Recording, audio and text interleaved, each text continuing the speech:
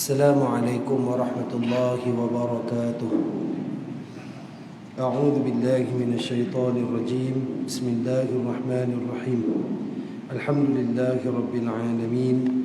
Wassalatu wassalamu ala asyrafil anbiya'i wal mursalin wa khataman nabiyyin sayyidil awwalin wal akhirin sayyidina wa maulana Muhammadin wa ala alihi wa sahbihi ajma'in. Subhanaka la ilma lana illa ma 'allamtana innaka antal alimul hakim. Qala rabbi shrah li sadri wa yassir li amri wahlul 'uqdatam min lisani yafqahu qawli. Allahumma la sahla illa ma ja'altahu sahla. Rabbana 'alaika tawakkalna wa ilaika anabna wa ilaikal masir. Allahumma ij'alna min ahli syafa'ati sayyidina Muhammadin sallallahu alaihi wasallam. Amma ba'du. Alhamdulillah, tuan-tuan dan puan senang jemaah rahmati Allah Subhanahu wa taala. Syukur kita kepada Allah Subhanahu wa taala masih lagi diberi kesempatan pada hari yang kelima Ramadan ni, dalam keadaan Allah Subhanahu wa taala memberikan nikmat hidayah kepada kita. Allah terus memberikan nikmat afiat dan sihat kepada kita. Allah pilih kita di kalangan ramai hamba dia untuk kita terus mengabdikan diri kepada Allah, menjadi hamba yang taat melaksanakan perintah Allah. Maka tuan-tuan dan puan, percayalah ini adalah sebesar-besar nikmat yang wajib kita syukuri dan terima kasih ke Allah. Maka dengan itu teruskan memohon doa minta ke Allah agar apa yang diterima daripada segala pemberian hari ini, tuan-tuan, Islam, iman, sihat, kuat semua ni Allah Ta'ala kekalkan pada diri kita sampai akhir hayat kita, insya-Allah. Amin ya rabbal alamin. Tuan-tuan dan Allah SWT, alhamdulillah, insya-Allah pada petang ni tuan-tuan kita akan sambung lagi dalam satu tempoh yang insya-Allah untuk kita membicarakan kitab Khulasah Nurul Yaqin, ringkasan sirah Nurul Yaqin, di mana tuan-tuan pada hari ini insya-Allah saya akan sambung pada muka surat yang ke-8, nak menceritakan tentang wafatu jaddihi, iaitu wafatnya datuk baginda Nabi sallallahu alaihi wasallam, iaitu Abdul Muttalib. Jadi tuan-tuan dirahmati Allah, kalau kita nak tengok dalam ni dia pendek. InsyaAllah hari ni mungkin kita nak urai sikit lah. Siapakah Abdul Muttalib tu?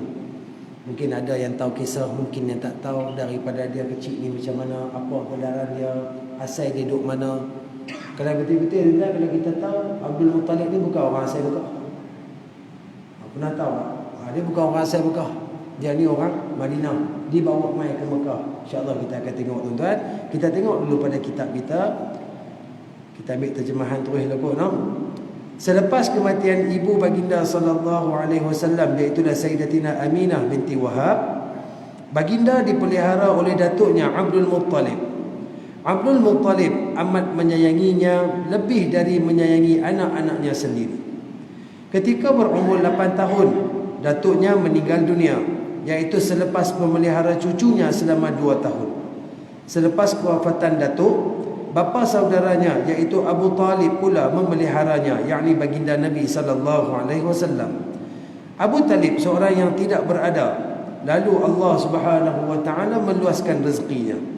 Di dalam jagaan Abu Talib, baginda sallallahu alaihi wasallam sentiasa merasa cukup, yakni qanaah dengan segala rezeki yang dikurniakan oleh Allah Subhanahu wa taala untuk dirinya, yakni diri baginda sallallahu alaihi wasallam. Baik tuan-tuan, ringkas saja cerita di sini. Dia nak habaq kata selepas daripada kelahiran Nabi sallallahu alaihi wasallam, di mana kita semua sedia maklum kelahiran Nabi sallallahu alaihi wasallam, Nabi hanya tinggal ibundanya saja. Bapaknya Sayyidina Abdullah bin Abdul Muttalib telah pun meninggal sebelum tu, sewaktu baginda di dalam kandungan ibunya. Kemudian lahir, dibesarkan sendiri oleh ibunya selama beberapa hari, kemudian diserahkan untuk disusui oleh Halimatus Sa'diyah. Kemudian tuan-tuan balik semula kepada pangkuan ibunya, dan pada usia 6 tahun Sayyidatina Aminah binti Wahab meninggal dunia. Dalam perjalanan ke Abuak dikebumikan di sana, dan selepas itu dijaga oleh datuknya Abdul Muttalib. Tak lama, dalam tempoh 2 tahun tuan-tuan. Kira kalau kita nak bagi nampak mudah ni, daripada umur tadika sampai darjah 2.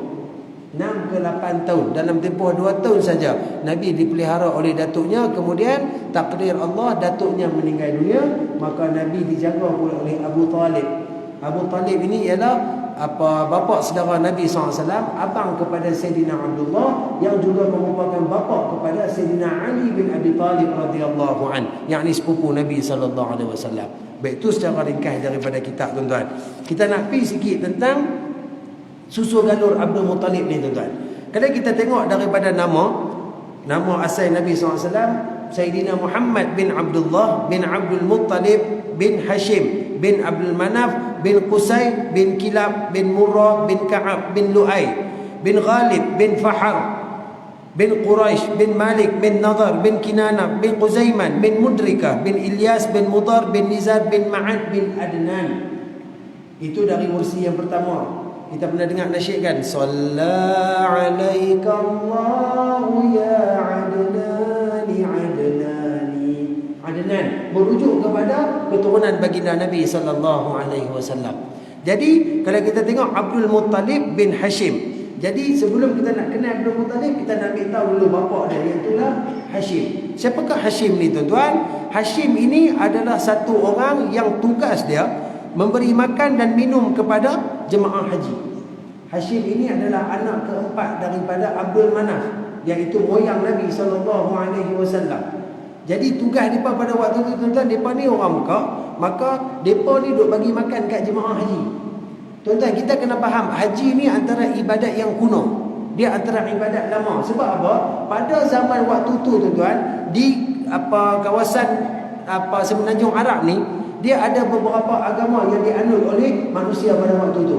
Antaranya Yahudi, Nasrani, Majusi, ada yang sembah berhala, ada yang sembah alam, dan ada juga yang mengikut ajaran Hanif, iaitulah ajaran yang ditinggalkan oleh Sayyidina Ibrahim alaihissalam, ajaran Nabi Allah Ibrahim alaihissalam. Maka dalam ajaran hadis ni, tuan-tuan, dia ada lagi ibadat haji. Maka sampai waktu tu, walaupun sebelum kedatangan Islam, ibadat haji masih lagi ada. Maka Sayyidina Hashim ni, iaitu datuk Nabi SAW, antara tugas dia ialah memberi makan dan minum kepada jemaah haji. Nama asal dia ialah Al-Amru, tetapi dipanggil Hashim kerana kerjanya mengoyak-ngoyak roti untuk jemaah haji.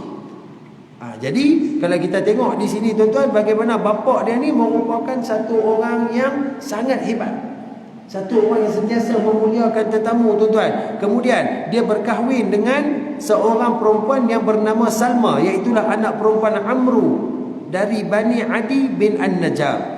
Kemudian, tuan-tuan, dalam satu hari dia keluar untuk pergi berniaga, dia meninggal di Gaza, Palestin.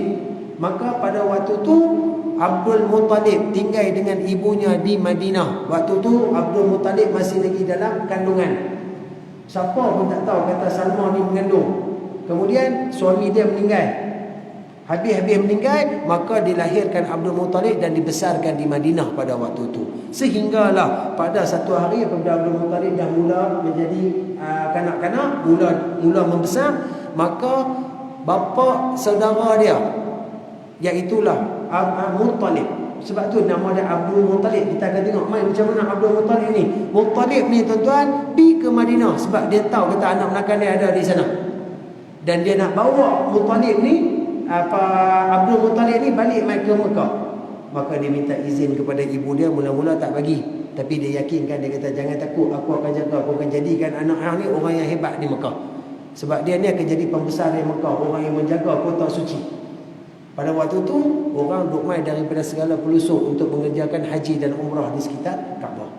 Maka nama asal Abdul Muttalib ni ialah Syaibah. Dia bermaksud uban. Sebab apa? Sewaktu lahir Abdul Muttalib ni ada beberapa helai rambut putih pada kepalanya. Dia diberi nama Syaibah. Habis tu mai ke mana Abdul Muttalib? Sebab pak menakan dia tadi yang nama Muttalib bin Manaf ni tadi, waktu pi ambil dia di Madinah bawa mai ke Mekah, orang Mekah kenal Muttalib ni. Dia pi keluar seorang, tiba-tiba dia balik mai, dia bawa ada satu budak. Maka depa dok kata, "Weh, dia ni pi Madinah, dia beli hamba budak lelaki." Depa duk ingat budak yang dia bawa balik tu hamba.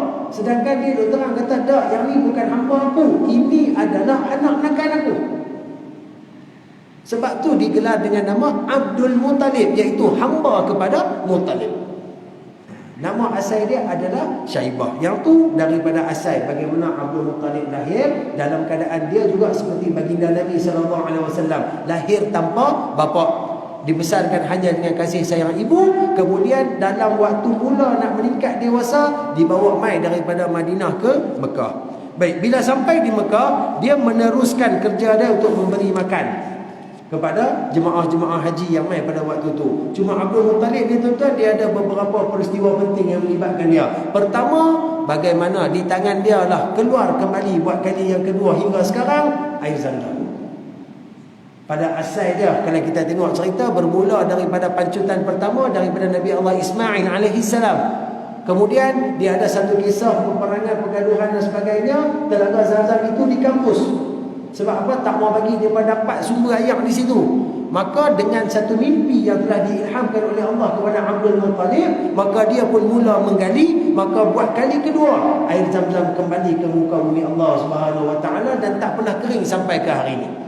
Itu antara kelebihan pertama Abdul Muttalib. Yang kedua tuan-tuan, bagaimana peristiwa tentera bergajah serangan ke atas kota Mekah oleh Abraha al-Ashram yang digambarkan oleh Allah Subhanahu Wa Taala dalam surah Al-Fil. Alam tara kaifa fa'ala rabbuka bi ashabil fil alam yaj'al kaidahum fi tadlil wa arsala 'alaihim tayran ababil tarmihim bihijaratin min sijil faja'alahum ka'asfin ma'kul.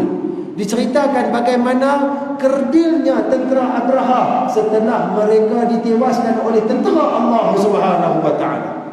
Walaupun pada mulanya tentera Abraha itu begitu gah. Tuan-tuan, kalau kita faham lokasi Mekah ni tuan-tuan, lokasi dia memang sangat strategik. Kalau kita tengok dari segi gambaran kasar, sebab dia di satu rumah yang kering. Dia tak ada apa pun tuan-tuan, tak ada apa kelebihan Mekah ni. Tapi disebabkan kemuliaan Kaabah, Mekah menjadi tumpuan daripada dulu lagi. Sampailah ke hari ini tuan-tuan, Mekah menjadi tumpuan. Kalau siapa yang pergi haji umrah, dia boleh mendapati ada perbezaan Mekah dengan Madinah. Madinah sejuk, Madinah relax sikit, Madinah tenang. Mekah ni panas, Mekah ni dia jadi macam serabut, semua sikit. Itu keadaan asal Mekah tuan-tuan. Memang tak ada apa-apa sangat kelebihan, kecuali di sana adanya Kaabah dan juga air Zam-Zam.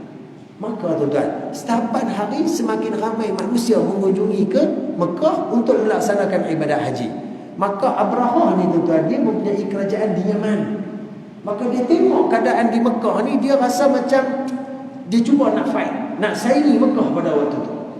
Maka dia bina satu gereja, rumah ibadat yang cukup besar, yang canggih pada waktu tu, dengan harapan orang yang pergi ke Mekah ni akan beralih arah pergi ke negeri dia, pergi ke Yaman. Tapi dia tak faham Kaabah ni bukan semata-mata tempat orang nak pergi buat ibadat. Itu adalah kemuliaan yang telah diberikan oleh Allah Subhanahu Wa Taala.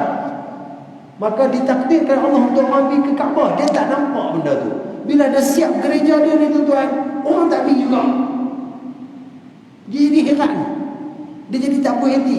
Ditambah pula tuan-tuan, ada satu ketika gereja dia tu ada satu orang telah menyelinap masuk dan telah mengotori dengan najis di buka depan gereja tu, menyebabkan dia marah. Akhirnya dia tuduh orang Mekah ni lah yang buat. Dia cari alasan untuk menyerang Kaabah. Maka tak kala dia membawa tentera dia tuan-tuan, pada waktu tu ada riwayat mengatakan dia naik seekor gajah yang paling besar dan bersamanya ada 9 atau 13 ekor gajah. Tuan-tuan, pada waktu tu Arab cari gajah kita mana kan? Unta banyak lah, keldai, kuda banyak, gajah tak ada tuan-tuan. Sebab tu kata tentera Abraha ni terlalu kuat pada waktu tu. Dia ada satu benda yang orang lain tak ada. Dia ada satu kenderaan yang memang orang tengok pada jom orang takut tuan. Abraha sendiri duduk atas ekor gajah yang paling besar nak menunjukkan kegahan dia. Maka sampai ke tempat yang berhampiran dengan Muzdalifah tuan-tuan, dia berhenti di situ. Kemudian mereka pergi, antara benda yang mereka buat sebelum mereka mula nak serang Kaabah ni, mereka pergi rampas unta milik Abdul Muttalib. Abdul Muttalib pada waktu tu dah tua dah tuan. Dia ni penjaga kota Mekah pada waktu tu, antara pemimpin besar lah. Sama ada dia mungkin Perdana Menteri ataupun salah seorang menteri kanan lagu tu lah. Bukan kata timbalan menteri cak ayam ke, tak. Dia antara orang-orang atas. Maka Abdul Muttalib pergi jumpa dengan Abraha. Abraha ingat kata Abdul Muttalib nak main merayu lah. Nak main merayu kata tolong jangan serang kami apa, kesian kami apa. Abdul Muttalib Abrahah kata, nak apa? Dia kata, saya nak balik unta saya 100 ekor yang hang rampai. Abrahah gelap. Abrahah kata, hang ni bukan ketua. Hang ni bukan pemimpin depa ke? Aku main nak serang negeri hang, hang duk kalau unta hang. Hang tak fikir apa nak jadi dengan rakyat hang, apa nak jadi dengan rumah hang, negeri hang ni. Penuh yakin Abdul Muttalib kata apa? Aku nak ambil barang aku. Ni lebih kurang lah nah. Aku nak ambil barang aku. Oh, tentang Kaabah ni, tentang rumah ni, itu urusan Allah. Allah akan jaga rumah dia. Aku jaga barang aku lah, aku nak barang aku. Abrahah rasa benda tu macam lawak. Sebab dia tak nampak kekuasaan Allah Subhanahu wa ta'ala. Maka diserahkan unta Abdul Muttalib. Abdul Muttalib pun balik. Kemudian mula dia nak pergi hancurkan Kaabah. Tatkala itu tuan-tuan, Allah datangkan burung ababil dalam satu jumlah yang sangat banyak. Burung ababil ni tuan-tuan sama ada lebih kurang burung layang-layang atau burung cak rumah. Yang kita bini burung pipik tu, kecil ada. Pada setiap burung itu mereka membawa 3 ketul batu. 1 di paruh, 2 di kaki. Maka mereka datang dalam keadaan daripada satu arah, kemudian lalu di atas kawasan tentera Abrahah ni sambil dilepaskan batu-batu tersebut. Tuan-tuan, batu itu adalah batu dari neraka Allah Subhanahu wa ta'ala. Yang Allah kata, faja'alahum ka'asfin ma'kul. Mereka jadi seperti daun kering. Daun kalau hijau dia jadi lemak elok kan. Bila dia kering dia jadi remput, dia jadi nak kata apa lah? Kemik ke, remuk ke apa ke? Macam itulah, daripada elok dia akan jadi macam tu. Macam tu Allah Ta'ala gambarkan tuan-tuan. Keadaan waktu tu cukup umur apa tuan-tuan. Batu kena sikit, putih tangan, putih kaki, habis hancur perut tuan-tuan. Batu daripada neraka. Peristiwa tersebut berlaku tak lama. Ada riwayat menyebut 55 hari, ada riwayat menyebut 50 hari sebelum kelahiran baginda Nabi SAW. Ini antara 2 peristiwa tuan yang Allah Ta'ala berikan kemuliaan kepada Abdul Muttalib. Dan untuk pengetahuan kita, Abdul Muttalib tidak pernah sekali pun menyembah berhala. Tidak pernah sekali pun menyembah berhala. Abdul Muttalib ada 14 orang anak, 10 orang lelaki, 4 orang anak perempuan. Dalam kata cerita bagaimana Sayyidina Abdullah ni, antara anak dia yang paling sayang tuan-tuan. Ketika mana berlaku proses penggalian telaga Zamzam tuan-tuan, berdasarkan mimpi dia bernazar, kalau dah dia berjaya dia nak korbankan salah seorang anak dia. Nak korbankan salah seorang anak lelaki dia. Tengok-tengok berjaya, maka dia kena tunaikan nazar dia. Maka dia pun bersedia untuk tunaikan. Maka dia habakkan anak-anak lelaki dia, macam ni anak-anak, oi, pak dah bernazar, kalau jaya semua ni salah seorang kena korban. Maka pak orang hampa tambahlah, kita akan undi tengok. Maka diringkaskan, dijalankan undian tuan-tuan. Diletakkan 10 anak panah. Setiap anak panah itu ada nama-nama dia. Dan bila dicabut tuan-tuan, takdir Allah meletakkan cabutan kena pada nama Abdullah. Abdul Muttalib terasa tuan. Sebab Abdullah antara anak lelaki dia yang terbaik pada waktu itu. Dengan akhlaknya yang mulia, dengan hajinya duk tolong, duk bagi makan, jaga-jaga jemaah haji pun semua ni. Memang bukan kata Abdul Muttalib, penduduk Mekah pada waktu tu suka kepada Sayyidina Abdullah, cukup suka. Bila tengok nama Abdullah ni tuan, Allah. Tapi Abdul Muttalib satu orang yang berpegang pada janji, dia nak korbankan. Tapi pok-pok nakal, adik-beradik belah isteri Abdul Muttalib ni pakai doa, abang janganlah, pasal apa nak kena korban dia, pasal apa nak bunuh dia. Ni kalau hang buat, depan ni orang lain akan buat. Makna kata kita akan hidup dengan tradisi macam ni, kita bakal bunuh anak-anak kita. Sampai bila nak buat macam ni? Jadi Abdul Muttalib pun terdiam, tersentak, kata, habis tu kalau tak, saya dah nazar nak korban, kalau saya tak korban apa nak buat? Maka cari jalan. Akhirnya pergi jumpa dengan satu orang yang pada waktu tu dia pandai dalam mendidik dan sebagainya. Akhirnya boleh ditebus. Okey, nak tebus boleh. Daripada nak tebus Sayyidina Abdullah nak korban tadi, dengan syarat setiap kali kita kena buat undian sampai tak kenal nama dia, kita tengok satu undian yang dicabut 10 ekor unta. Maka disusun balik tadi unta dengan nama Abdullah, maka dicabut. Cabut pertama Abdullah, kedua Abdullah, 3 Abdullah, sampai kali ke-10 Abdullah. Bermakna waktu tu dah sampai 100 ekor unta. Pada kali yang 11 dicabut, baru dapat nama unta. Tapi Abdul Muttalib tak puas hati. Dia kata kot kebetulan. Kalau betul ini memang kerja Tuhan, selepas ni takkan naik dah nama Abdullah. Cabut kali ke-12 nama unta. Cabut kali ke-13 nama unta. Yakin Abdul Muttalib ini tanda daripada Allah. Maka ketika itu dia sembelih 100 ekor unta. Unta tu main mana? Hak Abdul Muttalib sikit, hak adik-beradik sikit, hak penduduk Mekah sikit. Mereka meraihkan sebenar pembebasan Sayyidina Abdullah daripada dikorbankan. Sebab itu Nabi SAW pernah sebut, aku ini adalah putera daripada dua lelaki yang disembelih. Siapa dia? Sayyidina Abdullah dan juga Sayyidina Ismail alaihissalam. Ini susun jalan cerita dia. Bagaimana Sayyidina Abdullah lepas, kemudian Sayyidina Abdullah dikahwinkan dengan Sayyidatina Aminah binti Wahab, tuan. Kemudian daripada perkahwinan itu Sayyidah Aminah mengandung anak yang pertama. Sayyidina Abdullah tak sempat nak tengok, dia telah kembali ke pangkuan Allah. Maka Abdul Muttalib sedih, tuan. Sedih. Cukup sedih. Anak dia yang paling sayang. Dia usaha, tuan, untuk lepaskan anak dia yang sepatutnya dikorbankan. Tapi Allah uji dia. Dan ketika mana Sayyidina Abdullah meninggal, Nabi SAW duduk dengan Sayyidatina Aminah. Kemudian bila Sayyidatina Aminah meninggal, tuan, dia bawa Nabi SAW, dia jaga bukan macam cucu, tuan. Dia jaga macam anak. Bahkan dia lebihkan Nabi SAW daripada anak-anak dia yang lain. Antara riwayat menceritakan Abdul Muttalib ni pembesar. Jadi dia ada satu tempat duduk khas. Macam mana dia duduk berjumpa dengan duta-duta orang-orang luar ini, dia ada satu singgah sana khas, tuan. Anak dia tak pernah duduk di situ. Tapi Nabi SAW tak dimarahi. Bahkan ketika ditegur kepada Nabi, jangan duduk situ, ni tempat tu, kita nanti tu marah. Abdul Muttalib kata apa? Biar pergi kat dah. Biar dia duduk kat situ. Dia akan jadi orang yang hebat satu hari nanti. Dahlah cerita dinamakan Nabi SAW tuan-tuan membawa satu kepelikan. Bila Sayyidatina Aminah lahirkan Nabi SAW, Abdul Muttalib punya seronok ni, dia bawa Nabi sampai masuk ke dalam Kaabah. Lahir Nabi SAW, Nabi dibawa masuk ke dalam Kaabah untuk mendapat keberkatan. Dan ketika mana dinamakan, tiba-tiba disebut nama Muhammad. Pelik, tuan. Orang Arab tak pernah lagi kenal nama tu, tak pernah dengar. Dia ni kira nak isytihar nama ni, kira ramai-ramai di depan ni orang ramai. Maka Abdul Muttalib pegang bayi itu, tuan. Aku isytiharkan bahawa bayi ini bernama Muhammad. Suasana tiba-tiba jadi sunyi.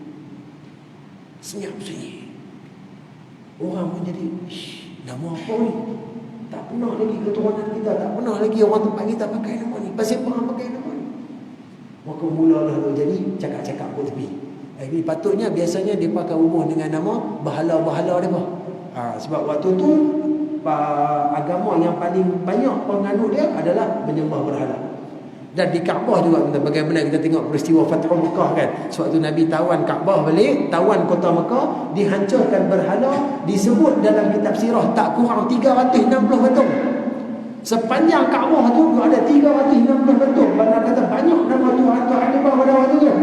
Dia pun lebih senang hubung dengan nama berhala. Memang Muhammad ni nama pelik. Itulah bagaimana diilhamkan kepada Abdul Muttalib dalam salah satu dia punya delegasi perniagaan ke Syria. Dia bertemu dengan seorang rahib. Rahib itu berpesan kepada dia. Berpesan kepada 4 orang, lebih daripada 4 orang. Kalau kata hampa ni jumpa nama Muhammad, maka dia inilah akan menjadi penyelamat manusia di akhir zaman. Maka 4 mereka bertekad kalau ada anak ke cucu ke lelaki nak nama Muhammad. Dalam boleh kat siapa? Boleh kat Abdul Muttalib.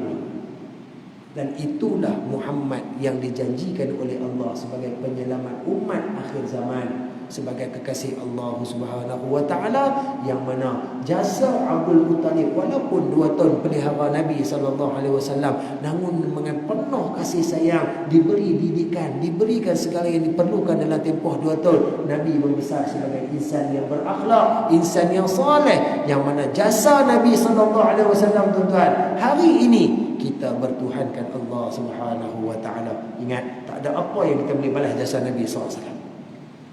Nak kata apa pun, tuan, sebab Nabi kita kenal Allah, sebab Nabi Tuhan kita Allah. Maka insan-insan yang berada di sebalik tabir dalam pembentukan jasa ini, salah seorangnya ialah Syaibah ataupun Abdul Muttalib, iaitulah datuk kepada baginda Nabi SAW. wasallam. Jadi alhamdulillah tuan-tuan. Rasa-rasa mungkin kita boleh dapat satu benda yang baru kot lah. Bagaimana cerita ni serba ringkas lah tuan-tuan. Saya pun tak berapa pandai sangat babak sirah ni. Cuma kita tahu sikit-sikit, kita kena ambil faham tuan-tuan. Cerita pasal keturunan Nabi SAW apa semua ni tuan-tuan, kita kena tahu. Kalau boleh tuan-tuan, tuan-tuan belilah satu kitab yang namanya Rahiq Al-Makhtum. Rahiq Al-Makhtum ni tuan-tuan, satu kitab sirah yang mana dia tak terlalu tebal tuan-tuan. Ada lebih kurang dalam 300 ke 400 muka surat, tapi dia cerita daripada awal sebelum kelahiran Nabi sampailah selepas Nabi wafat tuan-tuan. Diangkat dia punya penulis dia, iaitulah Saifur Rahman Al-Mubarakpuri sebagai penulis kitab sirah yang terbaik yang berada pada masa kini. Dia kitab yang agak baru, dia bukan daripada ulama silam, dia agak baru tuan-tuan. Tapi cerita dia ringkas dan detail. Sekurang-kurangnya tuan-tuan, kita kena ajaklah anak-anak kita, cucu kita kenal Nabi SAW. Anak-anak muda lagi banyak kenal Ronaldo tuan. Banyak kenal Messi. Banyak kenal penyanyi-penyanyi Korea daripada kenal Nabi SAW. Macam mana nak dapat syafaat? Macam mana nak Nabi nak mengaku umat? Kenal Nabi pun tak, datuk Nabi pun tak tahu nama. Mak Nabi pun kadang-kadang tak boleh nak sebut Sayyidatina Aminah. Ini tugas kita tuan. Maka mungkin kita nak cari-cari satu buku, maka kita boleh ambil buku ni tuan. Ini terjemahan yang terbaik. Bukanlah kata saya ni orang yang menjual kitab ni tak, kan? Tapi kita baca kitab ni tuan, cukup-cukup puas hati. Ringkas tapi padat, tepat daripada semua cerita berkenaan dengan Nabi sallallahu alaihi wasallam. Rahiq Al-Makhtum yang diterjemahkan ke dalam bahasa Melayu. InsyaAllah tuan, kalau kita baca ni sampai habis tuan, kalau betul-betul kita mendalami tuan, kalau ayat mata tuan, InsyaAllah boleh menambahkan cinta kita kepada Nabi sallallahu alaihi wasallam. Ingat tuan, hari ini saya rasa mungkin adalah salah satu sebab kenapa Masjid Jami'ul Jalal wal Kamal ni dia menggunakan kitab Sirah Nurul Yaqin ni, sebab sempena Ramadan kita nak tambahkan rasa mahabbatul Rasul, mahabbatul Nabi, kasih sayang kepada baginda Nabi sallallahu alaihi wasallam. Nak tambahkan cinta, moga-moga kita boleh syafaat. Siapa nak tolong kita ke akhirat nanti tuan? Kalaulah dapat syafaat Nabi sallallahu alaihi wasallam, Allah bangun-bangun, terpinga-pinga, tak tahu nak apa-apa, tiba-tiba kita nampak Nabi SAW, Nabi senyum kat kita, Nabi panggil kita duduk di dalam kumpulan Nabi SAW, tuan-tuan. Percaya kita selamat, terus selamat. Tak perlu susah hati, walaupun tak pergi hisab lagi, walaupun tak pergi timbang lagi, walaupun tak lalu sirat lagi, Nabi keluar kita duduk dengan Nabi SAW, berdiri di belakang panci dipegang oleh baginda, kita selamat. Tapi kat sini kena ada berjual sikit lah, kita kena buat. Kena kenal baginda, kena tahu cerita-cerita baginda, kena tahu sunnah-sunnah yang baginda tinggal, kena banyak salawat kat baginda sallallahu alaihi wasallam. Itu kita kena buatlah sikit-sikit. Dan ini salah satu cara dengan menggunakan kitab Sirah Nurul Yaqin ini untuk menambahkan cinta kita kepada Nabi SAW. Mudah-mudahan ada manfaat dan kebaikan daripada pertemuan kita pada petang ini, insya-Allah. Jadi tuan-tuan dirahmati Allah, saya berhenti setakat ini dulu. Insya-Allah akan disambung pula esok oleh mereka yang lebih hebat, mereka yang lebih pandai untuk mengolah cerita. Maka setiap cerita yang kita dengar ni tuan-tuan, jangan masuk kanan keluar kiri, masuk kiri keluar kanan. Masuk kanan, masuk kiri, pergi ke hati. Sebab benda ni melibatkan baginda Nabi SAW. Ingat sampai mati tuan-tuan, hadam cerita ni. Sebab yang ni lah yang kita nak wariskan kepada anak kita, cucu kita, nak cerita balik ni. Cukup-cukup lah tuan-tuan dengan keadaan dunia yang cukup haru biru, huru-hara sekarang ni tuan-tuan. Biarlah orang nak kata kita ni kuno, orang nak kata kita ni tak maju, apa nak cerita abang Nabi Muhammad lagi, lantaklah tuan. Orang nak kata apa katalah. Tapi kita dengan keimanan kita, mudah-mudahan kita akan mendapat syafaat Nabi SAW. Jadi saya berhenti setakat ini dulu. Yang baik itu daripada Allah Subhanahu Wa Taala, yang buruk tu pada kelemahan, kehinaan, kebodohan diri saya. Mohon ampun dan maaf kalau tersalah bahasa, tersilap kata. Tuan-tuan puan-puan, kalau ada apa-apa kebaikan yang boleh kita ambil pada pertemuan petang ni, balik lagi pakai cerita, kongsi-kongsi sikit dengan isteri kita, suami kita, anak-anak, rakan-rakan jiran-jiran. Mudah-mudahan ilmu yang baik bila kita faham, kita sampaikan, manfaat ilmu akan lebih meluas. Dan bila kita ajak orang kebaikan, orang amalkan.